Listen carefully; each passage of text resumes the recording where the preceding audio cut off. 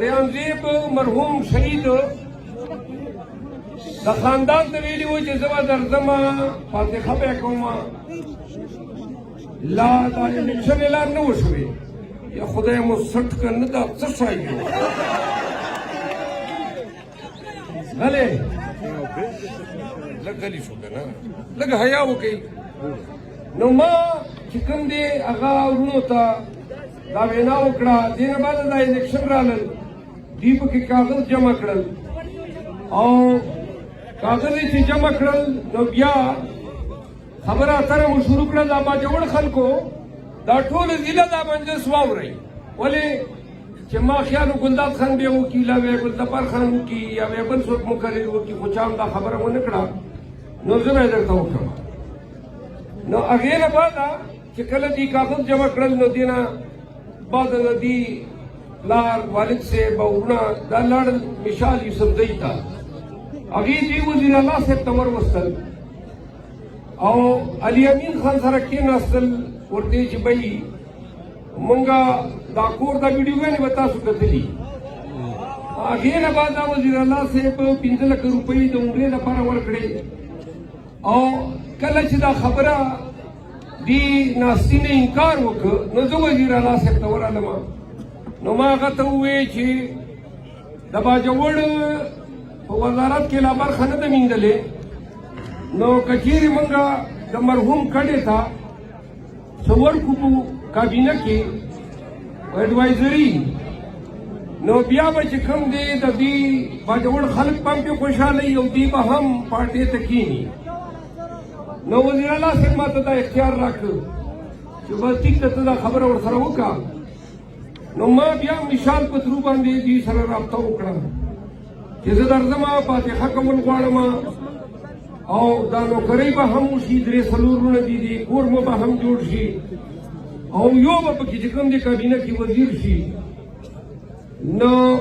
دا پیشکش جواب یې راکړ چې بھائی د ستا راتلګ ډېر ښه ضرورت نشته څه لوړ نشته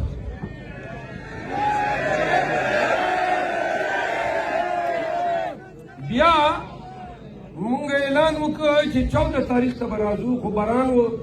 نو مونږ دا خبره نن 17 تاریخ ته راواړوله نو ما بیا هم دا اراده وه چې زه به چونکې ریانزیب زما ډېر ښه تعلق و ورسره الله دې جنتونو نه سرفراز کړي نو ما ویل چې زه به ورځم خو چې کله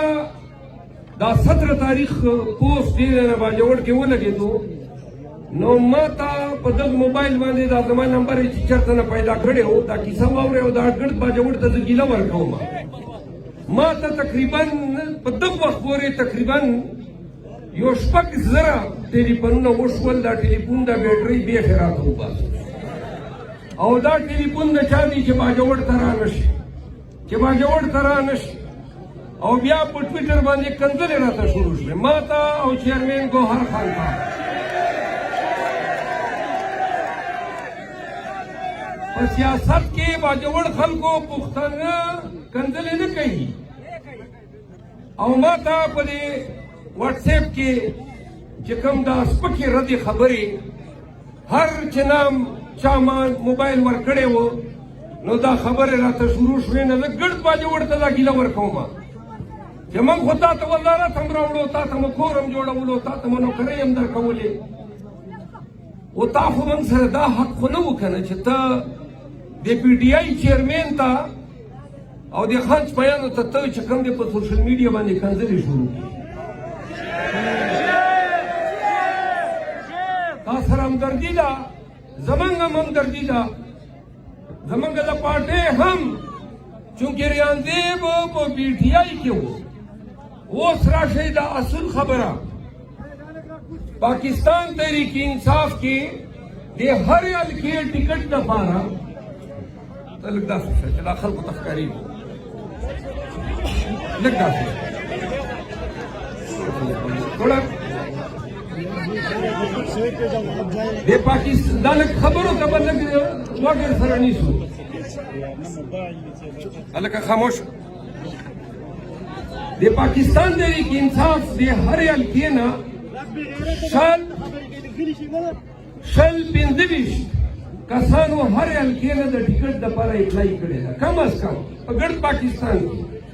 او چې 25 کسان ټکټ ته اپلای کوي نو ټکټ 2 کس ته میلاږي او دا 25 سره چې کوم دی دا ټول د پی ټي آی ورکراني 25 کسانو ته ټکټ نه میلاږي ریان دیو شهید ته ټکټ نه شو میلاو نو د پارټۍ کې چې نو د پارټۍ په تبې باندې کېدای شي چې د هر انسان نیت یا همدردي بل چا سره وي نو پارټۍ فیصله وکړه ګلظفر خان یې MNA دپاره ودرولو او ګلداد خان د صوبایي دپاره نو په هغه ټیم کې مرحوم دا فیصله دا خبره ونه منله او دې دوران دا غمجنه خبره وشوه چې دې شهید کړی شو هغې نه بعده پارټۍ هغه امیدواران ودرول نو بیا چې کوم دی ته وایي چې نه جنډه دې د عمران خان اخیستې ده فټو دې د عمران خان اخیستې دی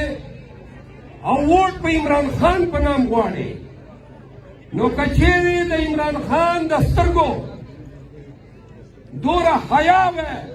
نو نن عمران خان په جیل کې بندي ناست دی د هغه فیصلې قدر به دې کړی و ویلي به دې و چې که لیډر مې ده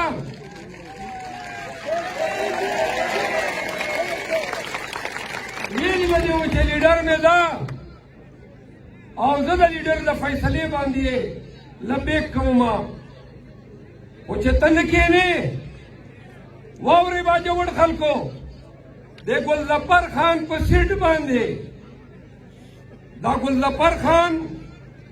دا نن الیکشن چې کوم ده دا ضمني الیکشن نه ده دا اوریجنل الیکشن ده تاسو په دې قومي باندې تر اوسه پورې ووټ نه ده اچېدلی او موږ نه کله چې پېښور های کورټ فیصله وکړه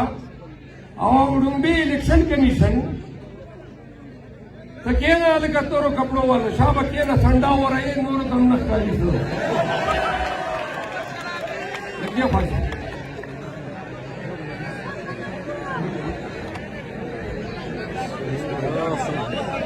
ها اوس خبره واورئ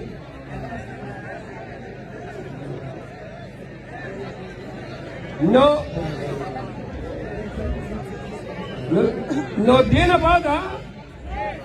دې پارټۍ دا چې کوم لکه ما په خپله په دې تاسو باندې وړ سیټ کې ما جرګې کړي دي او کوشش مې دا ډېر وکړ چې افهام و تفهیم سره خبره حل شي او باجوړ خلکو الله ګواه ده او دا ټکي واورئ خان سره پرون میلاو شوی یم د دې باجوړ د ګلظفر خان په سیټ باندې زمونږ 28 قومي اسمبلۍ سیټونو دارومدار ده